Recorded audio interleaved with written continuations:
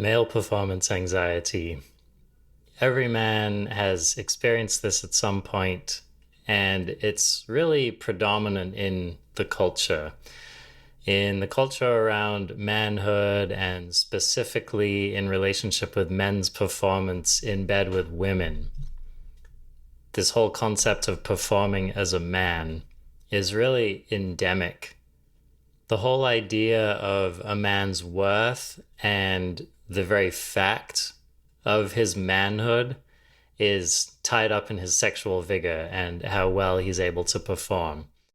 So you'll even see, like, for example, when men get teased, they'll get called, like, people will say, oh, they have a small dick, or their balls haven't dropped, or they'll call them a 1 minute man, implying that they can't last long in bed. When people are putting men down, they'll often say things like, oh, a woman will never be interested in you, or you'll never pull a date. It's deep in the psyche, the cultural psyche, not just the male psyche.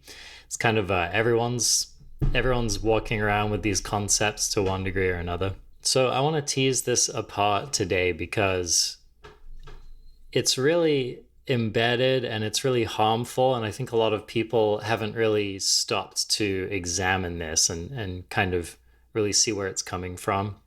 I also think a lot of men have internalized this. I know that I have. I'll speak from my personal experience. I've spent literally decades working with and then lately starting to try to deprogram this kind of impulse in myself. The way that it has shown up for me has typically looked something like this. I'm being intimate with a woman and I'm having some kind of a sexual encounter, and immediately and in an ongoing way in the back of my mind, I'm thinking that I need to perform somehow. I need to show up in some way. I need to accomplish something. And that accomplishing is usually make her come before I come. That's the biggest one, right? Once I've accomplished that task, the pressure of performing is kind of relaxed. And from there, I've found, both from myself and from my partner, I'm usually at liberty to kind of do what I want or finish on my own timeline. Or maybe they might even encourage me to finish after they have. But regardless of specifically what it looks like, there's this pressure, this internalized pressure that I feel to please my woman partner and to be able to stay erect long enough and to delay my own orgasm long enough that I can get her off. But there are also other things too, like just like being able to make my female partner orgasm. That's a part of performance. But it also refers to kind of the whole energy of how I'm showing up. It's like I'm wanting to be perceived in a way that she's going to think is sexy, right? I want to be sexy to her. And so I might have ideas in my mind about what that looks like. Maybe I'm saying certain things. Maybe I'm talking dirty. Maybe I'm treating her in a certain way. And a lot of this stuff can be really consensual and really fun and really exciting. And I just want to be really clear that there's nothing wrong with wanting to please your partner. Okay. So let's get that right out there. This isn't about taking that out of the equation. I think that showing up for your partner intimately and focusing on their pleasure is a really vital aspect of love and intimacy and sex and relationships. And so that is definitely at the forefront here, and something that I think everyone in relationship should be focusing on and taking seriously. But what I'm trying to address is the side of it where men are feeling like they need to measure up, or especially when men are doing things that they actually don't want to do, or things that don't feel good to them, or they're not respecting the pacing of their own bodies when they're in an intimate situation. And this is really harmful both to the men who are feeling this pressure, but also to their partners as well. I believe, and just from my experience, I've seen a great amount of harm come from men feeling a pressure to show up intimately. It often backfires. It can create situations of sexual violence. It can create what I would consider to be like sexual microaggressions. It can set a mood which is actually overall really unsexy, really detracts from the felt experience of safety and intimacy that is required to have a really nice and satisfying sexual encounter with someone. So, a common pattern is that a man will show up to an intimate encounter with some preconception about how he has to act, and then he's going to behave in certain ways to try to accomplish that. And then, especially if he feels like he hasn't succeeded, then he's going to feel a massive amount of shame around that. And this whole cascade is based upon some fundamental assumptions, some cultural assumptions that I want to unpack and that I want to go into. So, what is that about? Men are expected to be virile. Men are expected to be able to perform sexually in whatever their cultural version looks like. It can vary, based on where you live. It can vary based on the relationship. Different people, whether it's a man or his partner, will have their own ideas of what male performance looks like.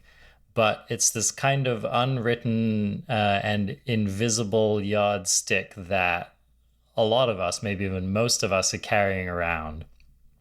A lot of this happens unconsciously, by the way. Some of it is very conscious and even talked about, but a lot of it isn't. And I think a lot of men have never really stopped to consider, do I want to play this game? Do I even want to do this?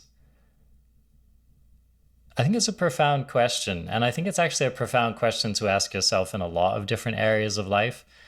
If you're experiencing some discomfort around something, or if you're trying to expand your notion of what you could do or what your life could be, it's a great question to ask yourself, do I even want to be doing this? Is this a game that I want to be playing? Am I having fun doing this? Does this play to my strengths? Do I feel satisfied after I do this? So I think a lot of men haven't even stopped to consider whether they want to be playing this game. And I think likewise, a lot of their partners and a lot of their women partners haven't considered this either. What I want to emphasize here is that there is nothing to prove in sex.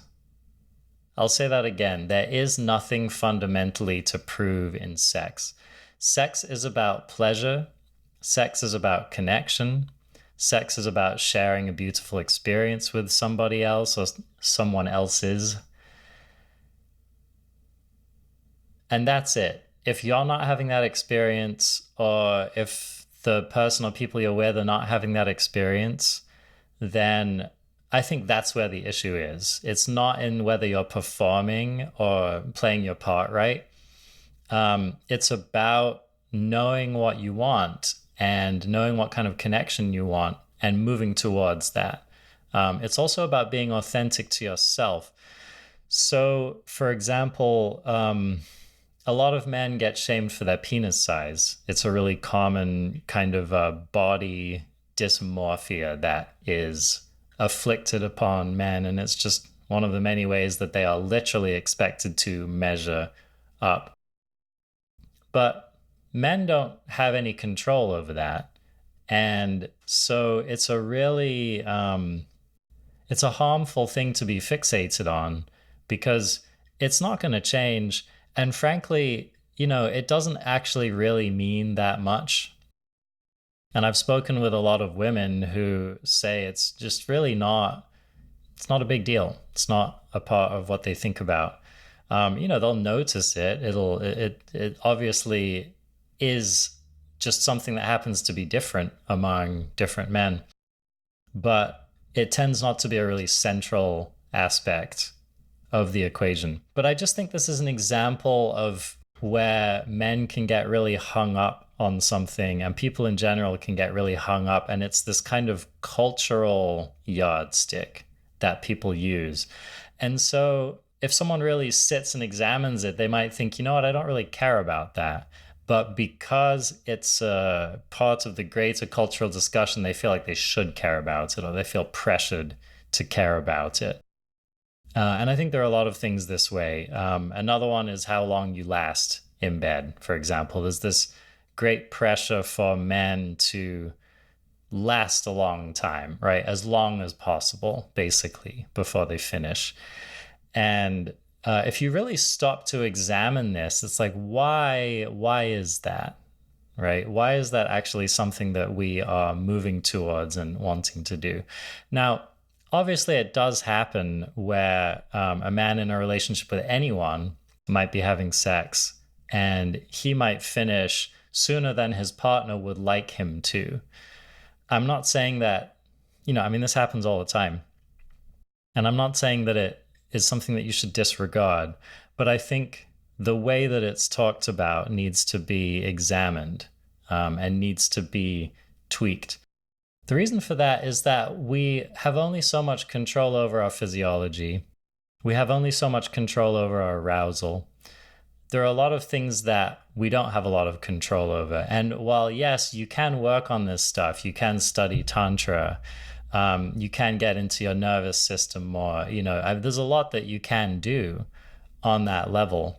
And I encourage people who really want to get into that to get into it.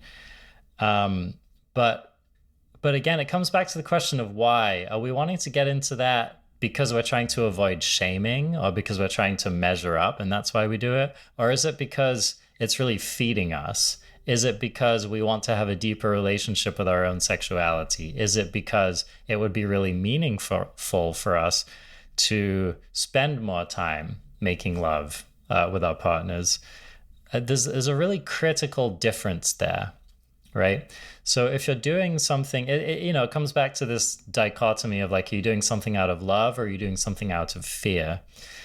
And a lot of the discourse around this comes from a place of fear. People just don't want to be judged. They don't want to be made fun of. They don't want to be ridiculed. They don't want to be shamed. So I think a lot of men haven't really stopped to ask themselves the question, what do I want from sex? What do I want from intimacy? For example, I had a partner once who wanted to play a game called the 3-minute game. And this is a game where you take turns when you're being intimate asking for things.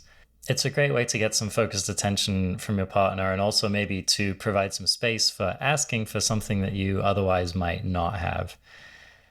And it was interesting because I think the partner that I was playing this game with had an idea in mind that when we played this game, it would move towards this. It would be like a fun foreplay game that might move towards sexier and sexier acts and racier acts. But it was really interesting because whenever it became my turn to get my 3 minutes, I found that the things I wanted were to be cuddled for 3 minutes, or maybe I wanted my face to be touched for 3 minutes, or there were all of these things that I wanted that really leaned more towards intimacy than they did towards sex. And I think that was surprising for that partner. And in a way, it was a little bit surprising for me. But it was a way of highlighting the fact that maybe what I thought I was wanting coming to this encounter wasn't actually what I ended up wanting. And I think that game is it's a good way for anyone to find out a little bit more about what they might actually like or want to do. It's a good exercise if instead of doing the first thing that jumps into your mind, or maybe the thing that, you're maybe perhaps feel programmed to want, like saying, oh, I just give me a blowjob or something like that. If you just stop and like sink in and think, what would my body actually really like? What would my nervous system actually really like? And it might surprise you. Maybe you just want to get spooned. Maybe you want someone to just stroke your hair and say nice things to you. Or maybe you do want to do something sexy, but it's it's like you want someone to lick your back, right? Or you want someone to kiss your knees, or just, something that's like a little bit slower, and it's not so genital focused.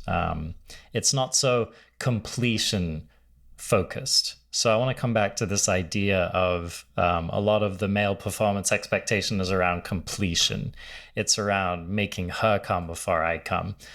You notice that both of us are supposed to be coming in this scenario. That's even a strong and potentially problematic fundamental assumption about sex, is that everyone wants to be coming all the time.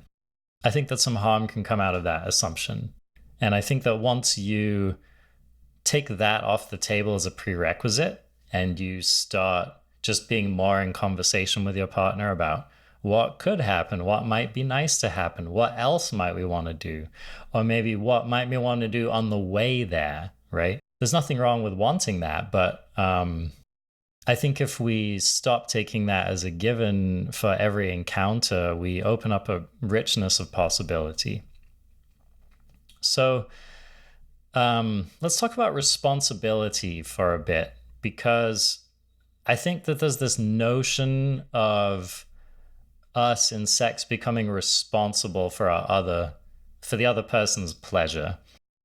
And I think this is fundamentally problematic. My belief is that we are all responsible for our own pleasure. Now, that doesn't mean that our partners shouldn't want to give us pleasure. I think if you're with someone who doesn't care if you receive pleasure, or who doesn't feel a genuine desire to do things that are pleasurable for you or share pleasure with you, then that is a red flag. I think that that's a problem.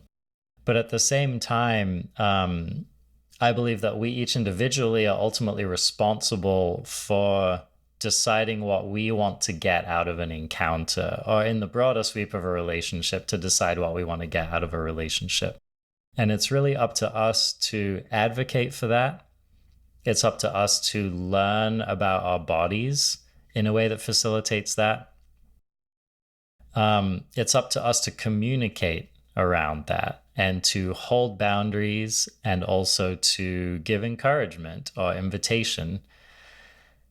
These are all things that are part of our responsibility. I think women in the feminist movement have done a decent job around taking some of the pressure off women to have to do that for men, and also acknowledging that the expectation that women are going to be necessarily responsible for, pleasing a man, or kind of being at a man's beck and call sexually, or that the idea that a sexual encounter that a woman has with a man revolves around the man's pleasure, and that it finishes when he gets off, right?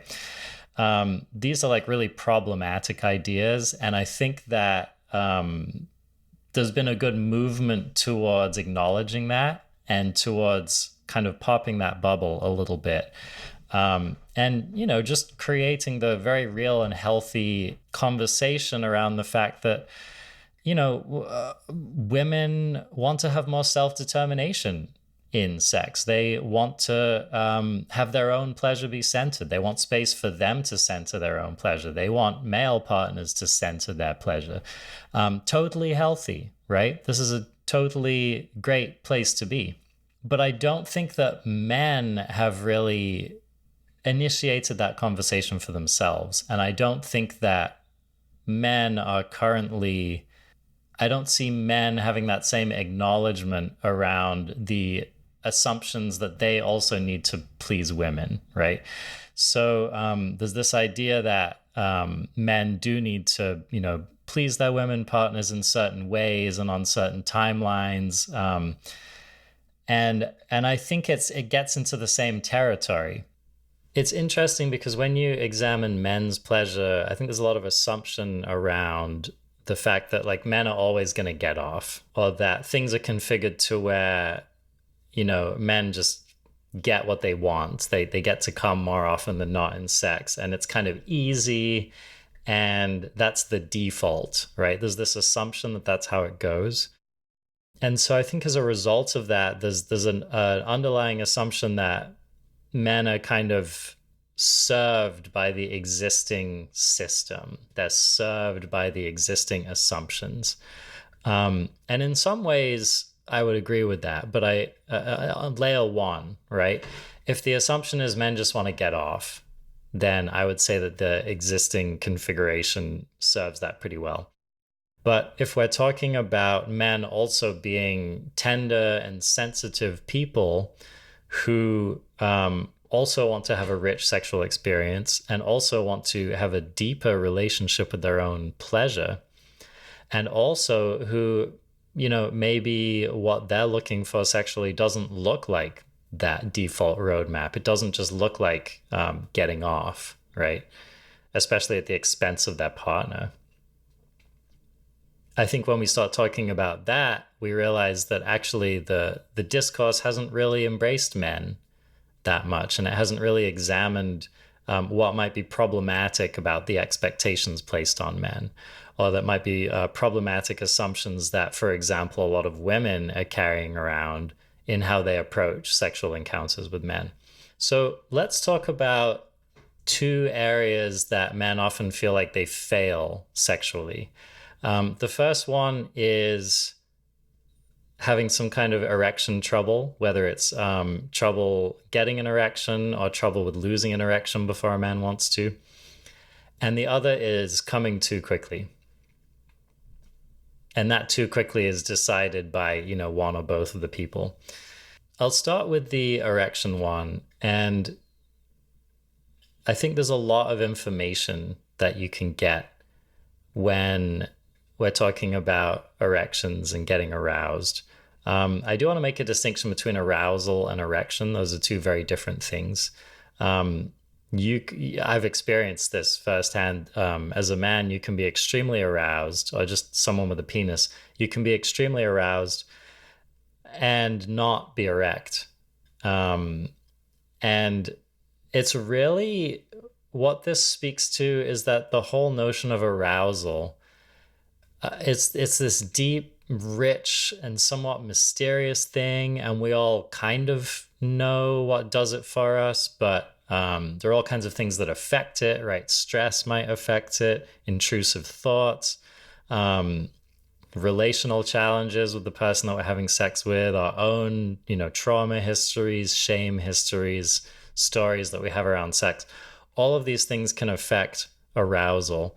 And so it's a really unfair system of judgment that says if a man can't get erect, he has failed in some way. It puts this really disproportionate amount of pressure and blame on a man to just always be able to perform, frankly. And it's a way in which men are objectified instead of being a rich, deep, emotional being, a person of complexity and subtlety and mystery. We're just reduced to whether or not we're a hard dick.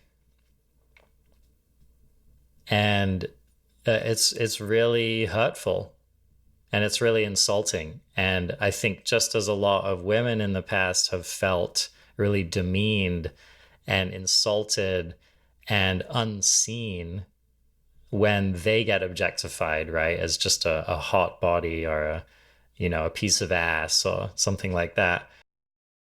I think men can really likewise feel that, like they're just reduced down to whether they were able to get hard or not. There's also a lot of information in arousal. So I've experienced this firsthand where, I've been in relationships and situations where I was with someone and I was having trouble with arousal. And when I look back on it, what I realize is that there were things relationally going on there. Either it was my relationship with the other person or even just my relationship with myself and where I was at the time, that there was information there, right? And so I might have felt shame around my arousal when really looking back on it, there was good reason for me to not have sex with that person, or maybe I just wasn't ready to have sex with that person. I think people of any gender can derive a lot of information about how their arousal works just by you observe your body, you observe how you respond to somebody else.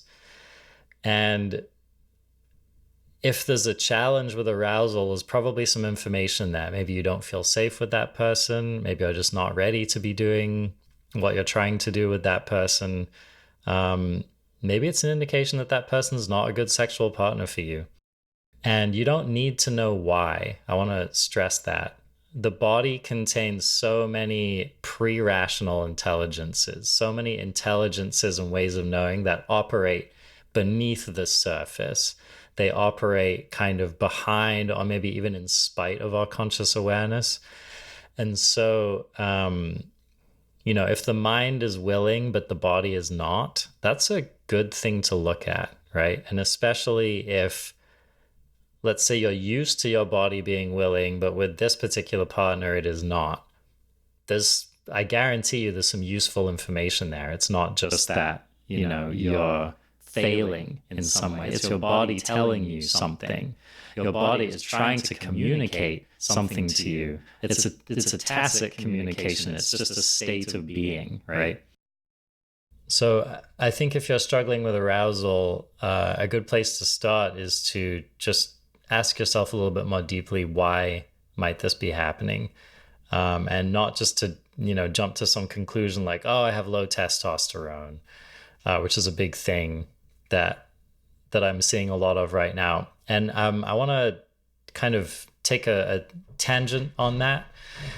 I just want to really encourage anyone who's considering taking testosterone and hormone replacement therapy to just really, first of all, research it, research the risks, research what the long-term effects can be. It can be a powerful form of gender-affirming therapy, and if you know that it's right for you, that's great. But I do think that it's getting pushed a lot right now, and I see especially marketed towards men, right? A lot of men are getting this reinforcement, like if their arousal is down or their libido is down or whatnot, it could be because they have low T, and it's prescribed as kind of a very simple solution to that problem. And I think for some men it is, and that's great. But I think that there are some men who are probably doing it for the wrong reasons, or who maybe aren't considering the full implications of doing it. And then there might actually be a much healthier approach. Or maybe it's the problem that you're having is actually related to something else. So I just think that it's good to be really careful about that. Okay, so now I want to talk about the other thing, which is lasting longer. There's so much stigma around a man who comes quickly. And I think it's really cruel, and I think it's very unfair. And I think this is one of those things where if you flip to the genders around, it kind of highlights the absurdity of it. So if, for example, you had a woman or a person with a vagina who came pretty quickly, right? They didn't take that much stimulus to come. That might be celebrated. It might be like, oh, that's amazing. Look at how sensitive you are. Look at how dynamic your relationship is with your sexuality, that you're able to do that. In the very least, I think it would rarely be stigmatized. I think someone with a vagina would rarely catch heat for coming quickly. It's kind of not a thing. It's kind of not a problem, right? And so if you think about, like, why is it a problem with a man, right? Why is it a problem, or someone who has a penis? Like, why is it a problem when you come quickly?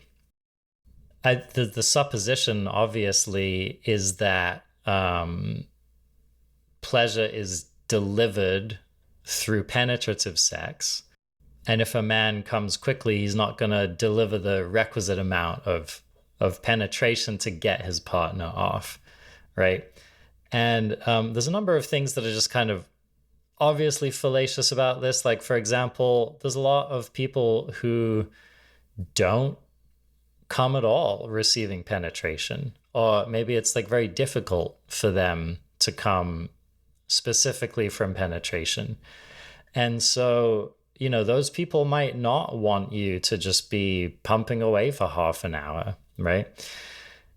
That might be the kind of partner who maybe they'll say, let's have penetrative sex and you can come when you're ready. And then after that, you can get me off. Or maybe you do it in reverse, right?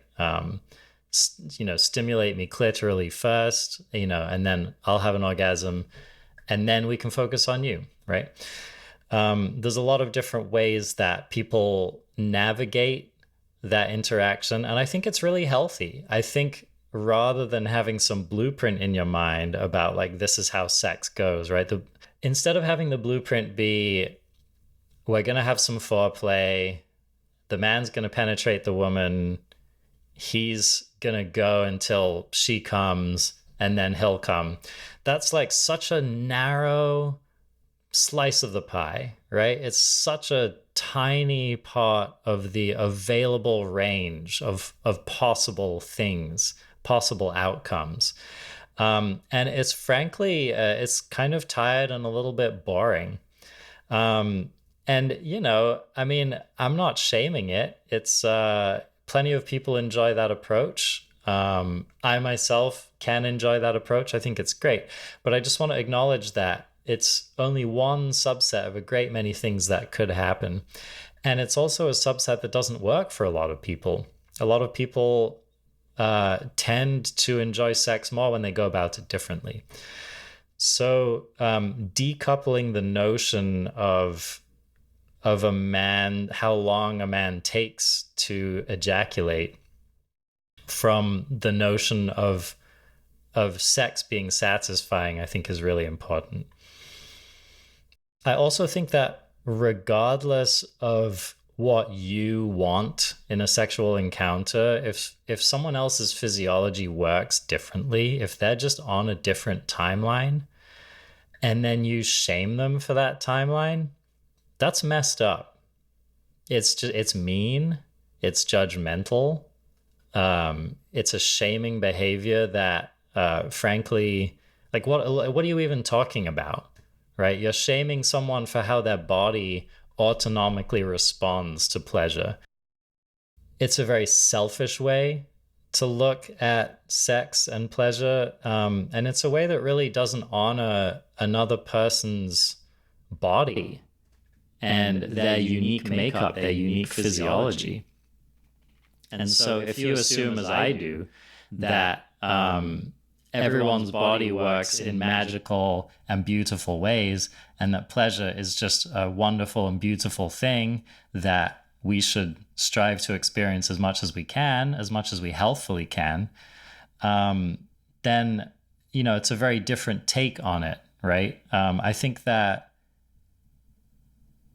if you have an orgasm and the person that you're with feels bad about that, or feels angry about that, or feels frustrated about that, or feels left out about that, I think that that's their problem. I really do.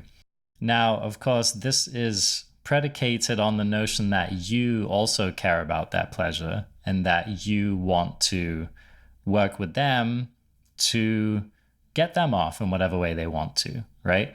Obviously, if you're having sex with someone and you just come really quickly and you're like, that was great, I'm going to roll over and go to bed and ignore you and your needs, that's equally mean, selfish, messed up. It's not a good way to roll at all. So, I'm not kind of letting someone off the hook for that. It's more that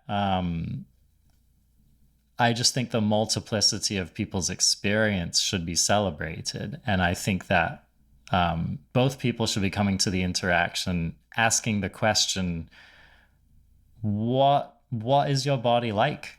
What do you like? What do you want? How can we work together to make this a satisfying encounter for us? How can we work together to ensure that we're both feeling connected and sexy and pleasured and satisfied? And it's not always easy, especially when you first meet someone and you're first getting to know them and you're first sharing bodies. There's a lot of conversations to have. There's a lot of consent conversations to have. There's a lot of safe sex conversations to have. There's a lot of conversations to have around preference, a lot of just exploring each other's psychology of what you're excited about. There's a lot there. And any movement made towards simplifying that or reducing it or kind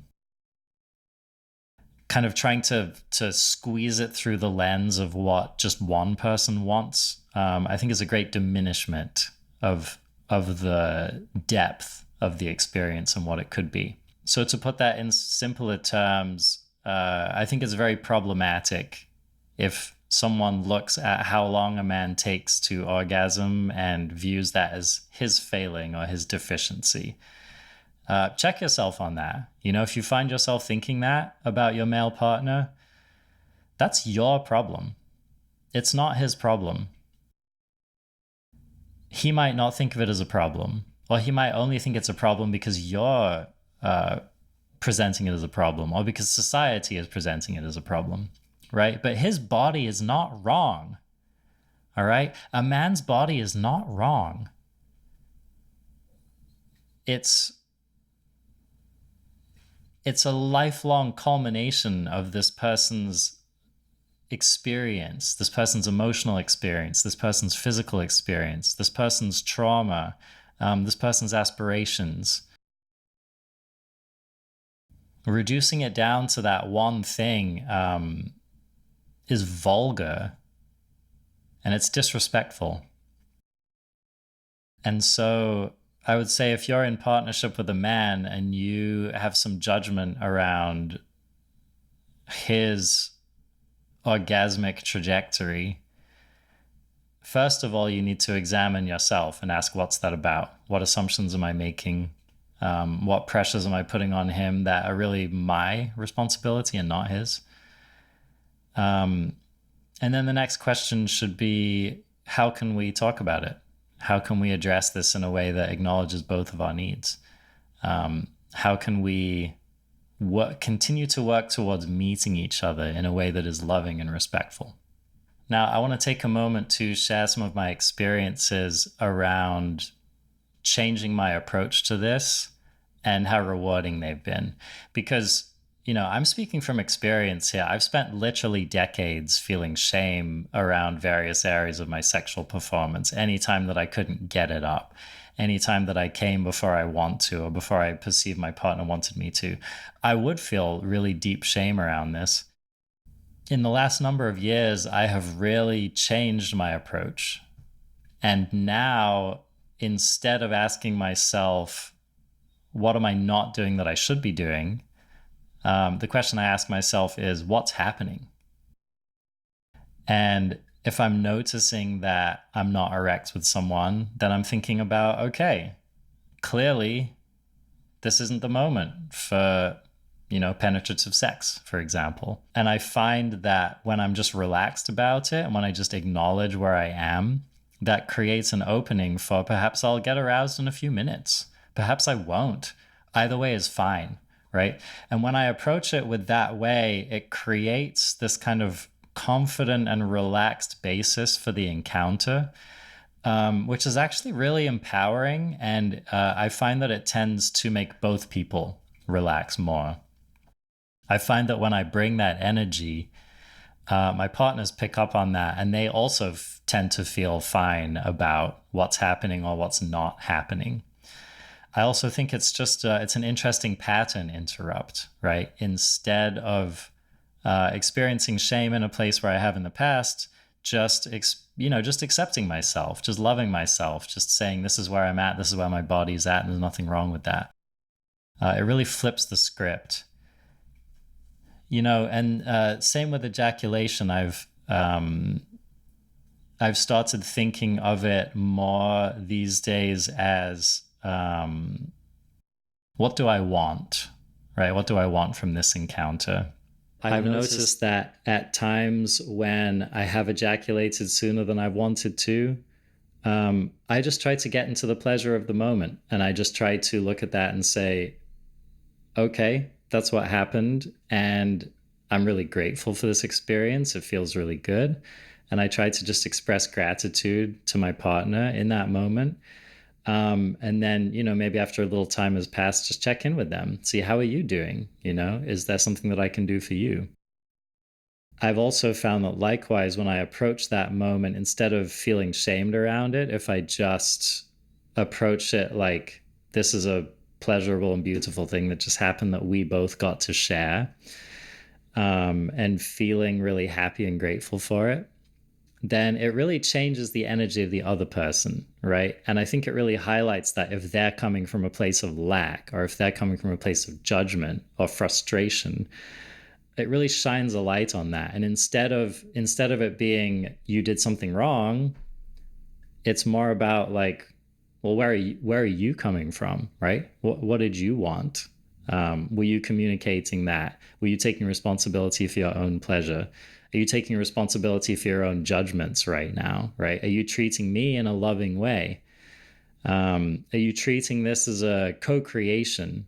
Or are you just grumpy that, you had a particular idea about how you wanted this sexual encounter to go and it didn't go that way? You had an expectation, maybe even like an unspoken or unexamined expectation, right? And that's really on you.